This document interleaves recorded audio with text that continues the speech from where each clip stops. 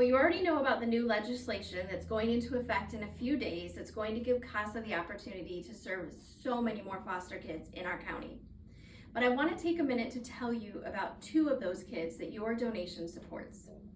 Lucy and Kiley. They are 7 and 3 years old, and they have lived in 7 homes in 3 years. Each time they move to a new home, they leave behind pets, toys, foster siblings. But their CASA, Daphne, is the consistent one. She shows up at every single new placement. Now Lucy, the older child, the 7-year-old, she likes to talk to every new foster parent about the hairless cat and the pet frogs they had at their first placement. But they often think she might be making it up. And when she talks to her newest caseworker about her foster brother from 5 homes ago, she doesn't know who she's talking about. But when Lucy shares those memories with her CASA, Daphne remembers all of it.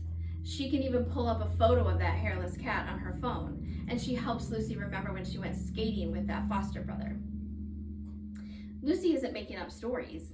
Every bit of this is a part of her story, and Daphne carries those memories and every little piece of it to each new home along with Lucy.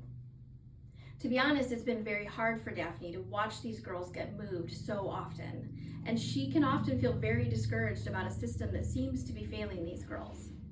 But then Daphne told me she remembers something. When she met the girls 3 years ago, Lucy would ask Daphne if she had any bruises or scars that she could show her, and so they got into a little bit of a show and tell kind of version of a game. Daphne would show her bruises or scars she had gotten long ago, and then Lucy would pull up her pant leg and talk about her bruises, and talk about who gave her those bruises. But now, they play the same game, and Lucy still pulls up her pant leg, but now she's showing Daphne and talking to her about mosquito bites instead of bruises, or maybe a scrape she got when she fell on the wood chips at the playground. The system is far from perfect. No one would wish for a young child to be moved 7 times in 3 years. But Daphne is glad that she can serve as the consistent one and validate Lucy's memories every time she gets moved. And we are all grateful that their conversations are now about mosquito bites instead of bruises. There's still time for you to give your tax-deductible year-end gift by clicking the link that you see there. Please help us support more kids like Lucy and Kiley.